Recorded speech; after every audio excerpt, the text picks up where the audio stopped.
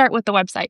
Let me just tell you that as it turns out, there have been numerous times in my life where I have been tasked with building a massive website. And maybe it is just my curse or my gift. I'm not sure. But I end up taking very large ideas and trying to fit them into a website. I never thought of myself as a website like developer or builder, but I've done it numerous times. And I don't know, I guess these are good skills that I have now, but I'm really proud of the website that I just built. And I think the main point I want to offer is that, like, it breaks all the rules. This thing is like a fucking novel. There's so much copy on it. It would literally take hours for you to read everything that I wrote. That's not good website practice, according to most experts.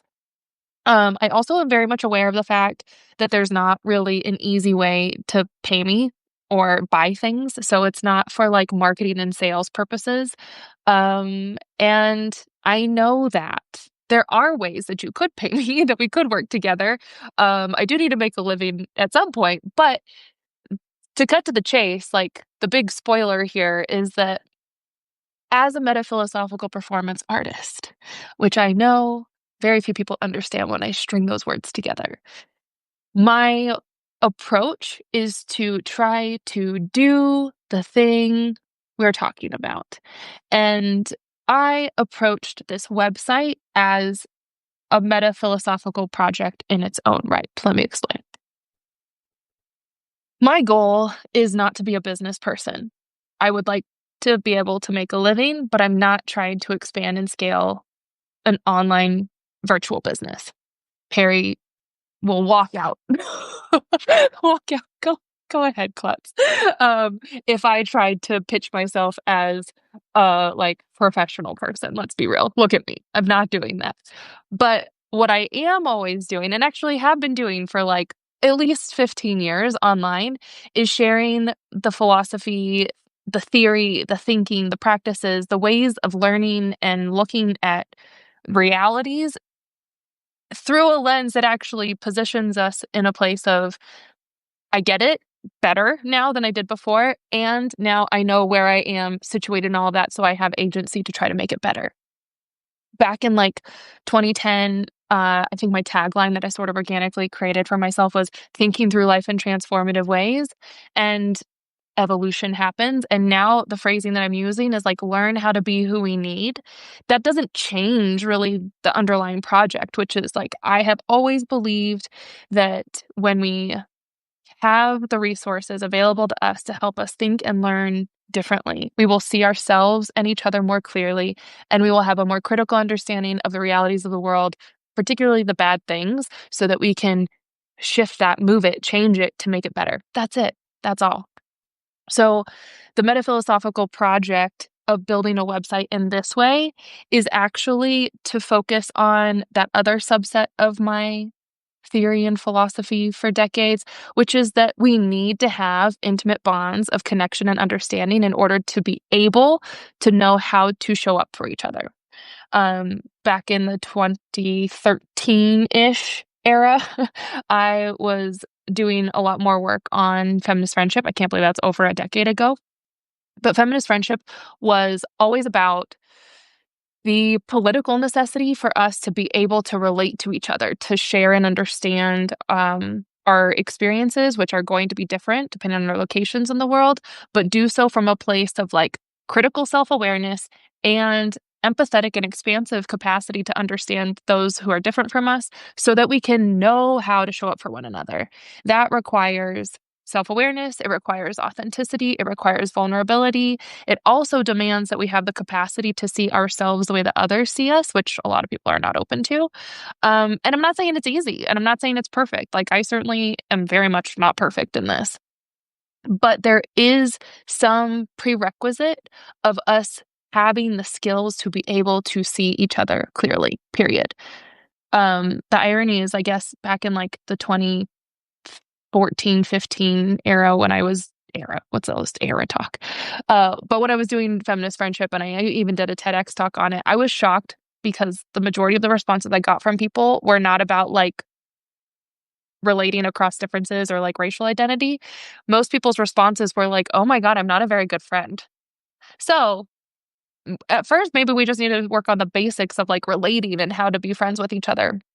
Um, but how in the world do we do that online? Here's the thing. I knew when I started doing YouTube videos back in, like, 2010, 11, and 12, that the purpose was to share things that meant something to me, that were helpful for me in my own learning, and make that as available for others in case it was helpful for them too, which I was pretty confident at least it would be helpful for some people. But there's a limit to online resource sharing, especially if the goal is about forming relationships. Because look, here we are right now. I see a couple people are online. Hi. And I also know that like this could go out to people who I don't know. And that means it's a one-way relationship in this channel and in this context. That can form something like parasocial relationships where it's like there could be people who are watching videos of me from a decade ago that I don't know about. And it's just like when we fawn over celebrities or public figures who have no idea that we exist, but we have some kind of emotional connection to them. What I'm trying to facilitate is like a thinking relationship or a learning dynamic that becomes shared by the ways that we share ourselves with each other. And I'm not going to say that parasocial relationships are somehow not valuable. I would never say that because I feel very close to the people whose books I read. I'm profoundly transformed by the insights and the experiences of creative writers and thinkers from decades or centuries ago, even. So I'm not going to say that like parasocial relationships, the ones that happen across time and distance that might not even be like fleshy face to face, are not valuable. And I am also saying that we do need to figure out ways and practice our ability to connect with each other in real, intimate, personal, flesh and blood kind of ways too. Like to have human contact, the immediacy of our connection is necessary. That's very important if we're actually going to like be saving and protecting each other in the world. We have to show up for one another in our literal physical spaces, in our literal intimate relationships, and forming community in that kind of way where we are like physically, personally close to one another is absolutely necessary. So that's like a little nod to some of the sentiment behind liberation is local. Where am I going with all of this?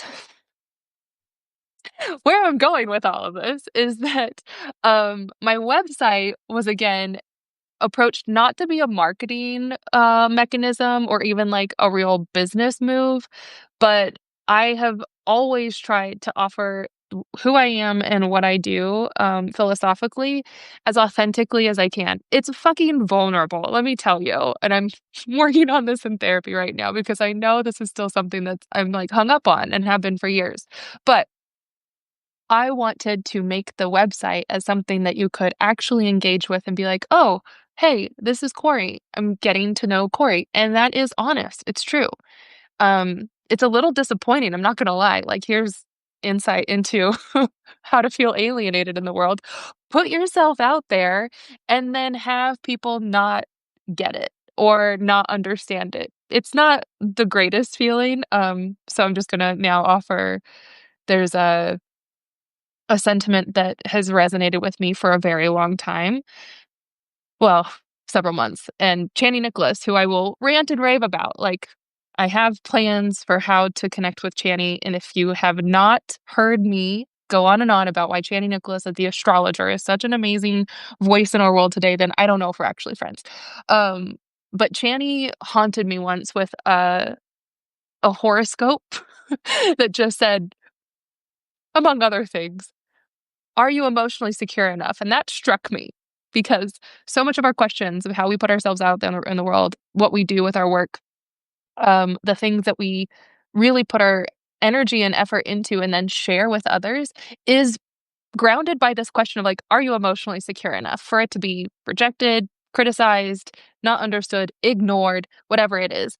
So I again, I'm just saying that, like, when I built this website, what I knew I wanted to do was to offer it as a real, like, honest as I could be, representation of who I am and what I'm doing now. It's not my first website, it's not my only online presence, but I would say it's kind of like the latest culmination of everything I'm trying to offer, and that's why I'm proud of it.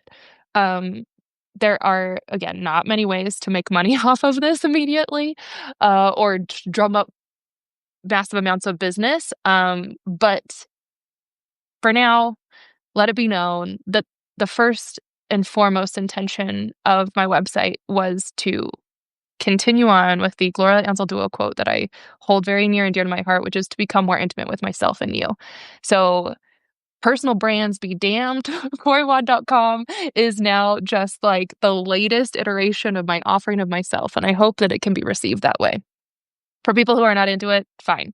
But for those who are, or like actually curious about like, who am I? What am I doing? Go to my about page. I built that out on purpose with like some of my philosophical roots, my kindred spirits, in terms of like creative folks and minds that really speak to me. I have my astrological placements up there if you're into knowing that angle. Again, we're gonna have to talk about how to connect with Channy sometime. It's a dream. And then I have, like the other stuff, like some links to some of my work if you want to kind of explore the through lines that have been operating here for decades. I'm going to stop talking about the website now. Let's get into other stuff. The one more thing about the website. um, there is a page since this is the new moon in Libra and I'm supposed to be asking for like support or being open to collaborators and making it easy for people to show up with the help that I need. I do have a page on the website called Love an Artist. There's a story behind that is another metaphilosophical art project that I didn't work on because it failed. I'll talk about it maybe at the next For the Love of Strangers. But it was titled Love an Artist, and you can explore that page if you want. It's basically like ways to support my work if you are into it, and you don't even have to have a lot of money to be able to do that well. Okay, now where the fuck am I? Now, let's talk a little bit about this. The page from the last Liberation is Local, because what I personally really need is a space to continually unpack the stuff that I'm learning. The shift that we did in Liberation is Local a couple of months ago now in August, where I started like really going heavy handed with the content of the pages that I'm developing. That shift was to give me a place to like say more. I'm a person with a lot of words. Share more, say more, explain more, offer more. I need to unload some of the stuff that's in my head and my body.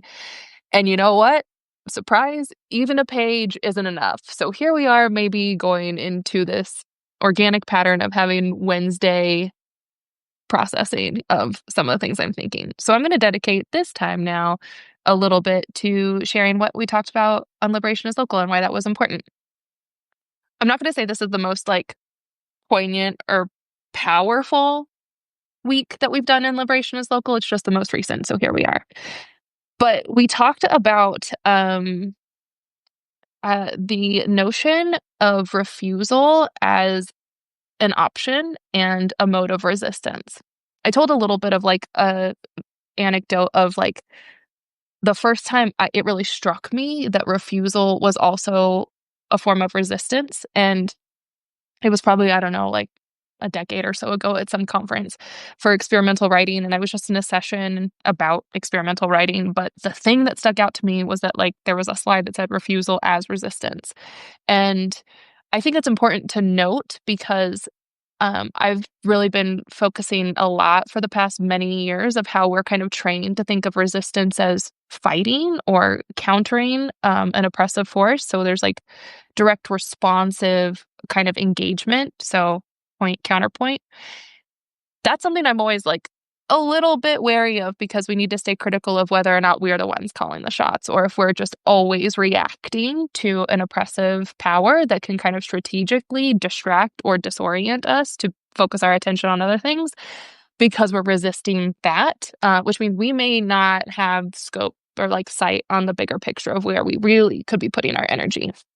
So sometimes that's from a more liberation framework of like we get to choose where we put our energy and what we create and build. And also there's the option to refuse certain forms of engagement too. Now, I'm not saying we refuse to resist. I'm just saying refusal can be a form of resistance if we practice saying no. And in many ways, this isn't like totally like surprising. A general strike, for instance, is a form of saying no. It's a refusal to support the machines of our culture and society by withholding labor. What a powerful move. We are probably not there yet in US American society, but that's important for us to pay attention to. We have not figured out a way to really coalesce around the power of refusing to engage in certain kinds of systems. So a general strike is one. In your own daily life, another form of refusal that I love is to reject and refuse to participate in the culture of consumerism. We might be tricked into all of this like momentum of FOMO or fashion trends or somehow staying relevant or whatever. Like, if you couldn't tell by the way I approach my website, like I kind of reject a lot of the things that we're supposed to be doing in order to stay relevant or stay on the cutting edge of like the market. But we don't have to participate in many forms of the like demands on our time, our energy, our attention, and our resources. So living a more simplified life is basically saying like, no, I don't have to engage in the consumerism. Um, there's like so many examples of this, but on the page up here, I added a little note that was like, I think we should never embrace culture from a corporation because we know that people are getting rich off of our like adoption of the things that they tell us we need. Last week in Liberation is Local, I did a little side tangent exploration of industrial complexes and how they become like for-profit entities, sort of subsume the social needs of a populace, a community, if you will, a society, and then overlay that with an economic structure or system. So it becomes social need, economic framework to respond to like very human things like education, housing, healthcare, the stuff that we all are going to need as a society. But then the for-profit entity subsumes that into the industrial complex by making problems that it can solve with its own marketable solutions to just make money off of the problems that it has created. So that's how industrial complexes work. We can get into it another time. But if we are not paying attention to that, we might actually be participating in the industrial complex of nonprofits, education, healthcare, obviously, prison, and all that kind of thing. But what I want to say is that, like, I will just link this back to the website. We also can participate in that industrial complex of consumerism, capitalism, in the way that we pitch even our solutions if we are marketing ourselves like to fit into a certain kind of thing. So refusal is also an option. All right, I'm just going to go through this a little bit, kind of like we did on Friday, because there are some other like implications that I think are really important about this. One of the prompts on the page was that, like, maybe we've internalized the belief that we cannot say no. And I wanted us to think about, like, in what ways have we internalized a belief that we cannot say no or that no is not an option? In that way, there might be some things like that we've bought into this assumption that something is necessary or essential, and maybe it's not, or maybe it's not necessary and essential in the way that it's being pitched to us. So I just said, pay attention.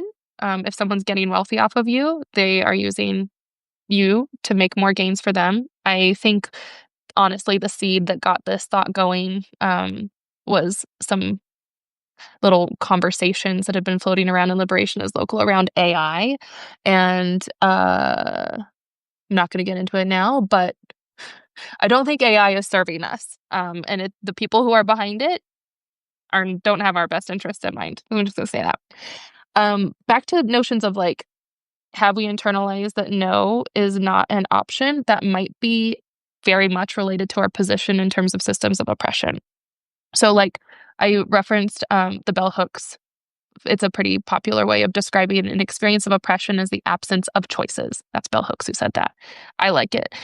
So I like to reframe that and put it here, like, if you find you have no good options available for your own choosing, you're probably not free. Or if someone else has designed your life and a lot of the time you just went with it, you are not free. Of course, if you feel you have to do something in order to survive, those in control obviously have control over your life and probably do not have your best interests in mind. You're not free.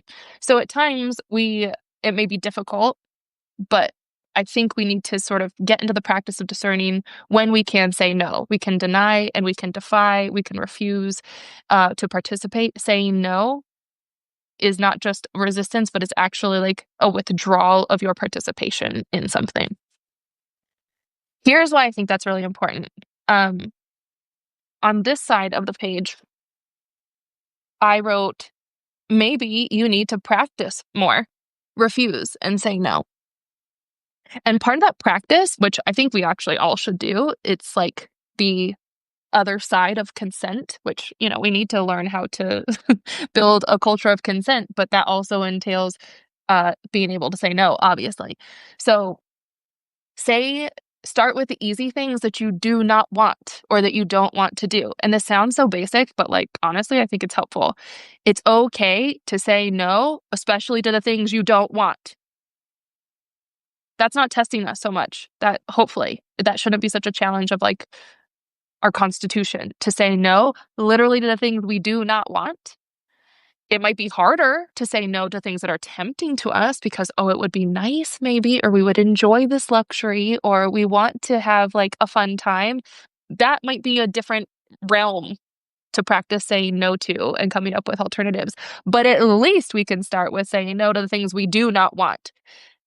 I know there are people who struggle even with that. And I know there are things in my life that I struggle even with, of like saying no to the things I don't want. This is where we can come up with like talk around boundaries, but whatever else, we just need to practice it and we need to be forming our relationships and communities around a shared sense of like, it's okay to say no to the things we do not want. There's strength in that. In this case, if we say no to the things that we do not want, it's actually not just like a rejection of something, it's creating space for the possibility of what we do want. It's actually protecting our capacity and the space that we have to say yes, to invite the things that we do want it more into our life. Um, this is just, I think, again, like pretty basic insight, not really all that revelatory. Um, except for the fact that I think it's hard for people to do.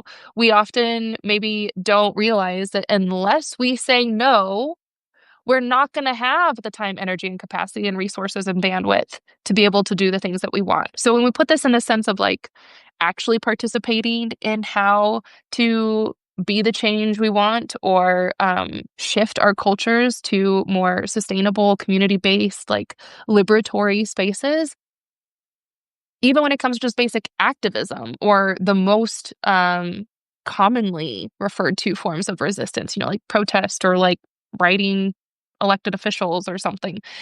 Even the most simple, common ways of resistance, people will often say, I don't really have time or space for that. I believe you. I'm not going to say you don't. However, could there be things you could say no to in order to open up more space? So I think of that in terms of like what we take in, the ways that we spend our time, how we choose to connect with people. We could say, in my current status quo of my life, I have no capacity for that. Well, guess what? Maybe we need to say more no's to things that we don't want so that we can say yes to things that we do. It's just about making space. I suggested on Sundays, here in the bottom right corner of the page, that I'm not going to dismiss this as being difficult because I do think it can be difficult for a lot of people. Partially, it might even be difficult for people to say no to the things they don't want because we don't actually know what we do want. So that other side of the situation is also developing a very clear sense of what we want to say yes to. I think these are all related parts. If we don't know how to say no, it might be because we don't yet know what we want. That could apply to like how you move in your relationships. That could apply to like what kind of career you want to have, or the work that you want to be doing, how you want to put in your labor. We need to be able to find our own sense of agency and discernment of what we want to say no and yes to, and both of these things require practice. So I'm kind of staying up here on the surface level, but the implications of some of this go beyond AI, and it goes beyond our forms of like protest to this part of the page here in the middle. And this might seem like a leap, but bear with me. Um, all of this is about really like choosing the meaning that we want to make in our lives. And I pulled off of this when I said, "Did you not know refusal is also an option?" I said, okay, here's the implications. I worry about how all of this will shape our families and our relationships if we don't know that refusal is also an option. Other side, if we don't know what we actually want. How do we make a home or build a life? Who are we if we can't even imagine the edges of our own dreams? What happens to us when we don't even feel a hunger for our own possibilities? So not only do we not say no to things we don't want, but we don't know what we want to say yes to. How can we imagine a better life and possibilities if we're not in that space? And what else do we compromise to get through another day without real meaning to our lives? Like, ultimately, I think this is a thread or a theme to explore much more deeply, and I want to. I feel like saying no and saying yes are like epigenetics. They're the things that get like they show up on certain conditions. But the conditions that we really need to be focusing on that give like salience to the yes and the no is if we have meaning really in our life. If we don't have a sense of meaning and purpose to be grounded in, that I think can be obviously developed and cultivated in community. If we don't even have that, then like what does it matter what we say yes or no to? Um, or maybe the yes and the no's feel really empty, and I just don't know. I feel like there's this, like, cultural void that we are lacking, that gives people enough substance to have something to root into so that we can have a powerful yes and a powerful no that doesn't feel like a compromise or a sacrifice, but it feels like alignment, and it feels like intentional embodiment of where we want to be going as our participation in the world we wanna create.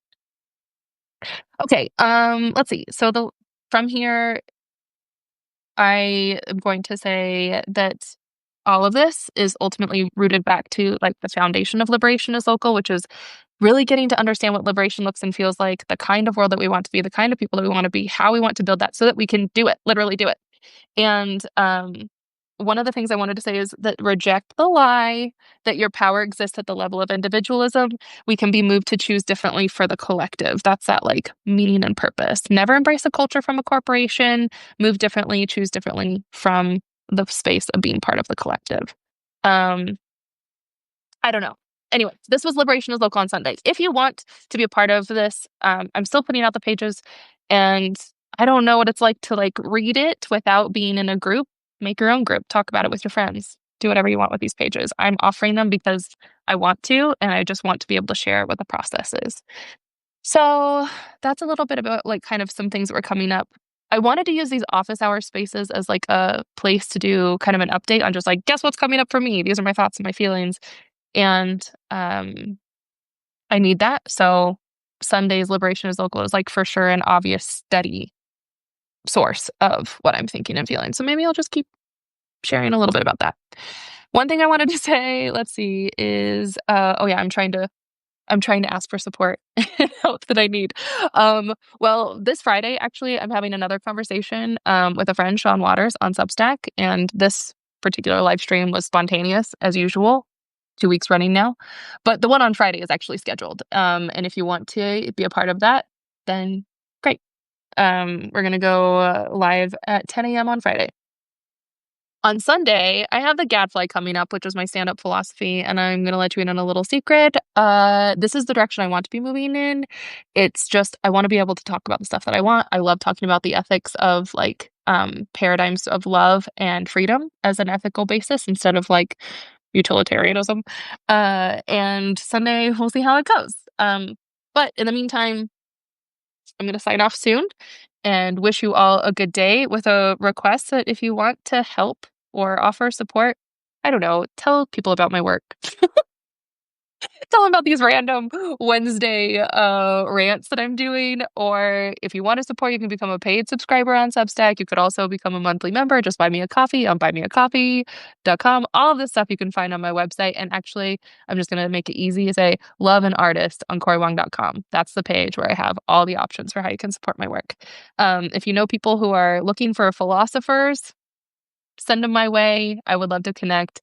And most importantly, I'm in a space of really wanting to experiment and collaborate and create new things. So that's why my website doesn't sell a package or a course. It's an invitation for people who want to try new things. So that's how I'm going to say. I'm putting out the energy. I'm looking for my collaborators and appreciate your support. Okay, I think that's it for now. Thanks for being here.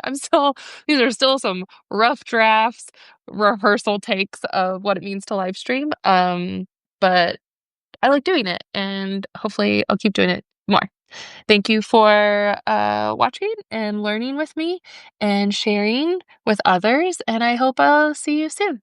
Have a good rest of the day.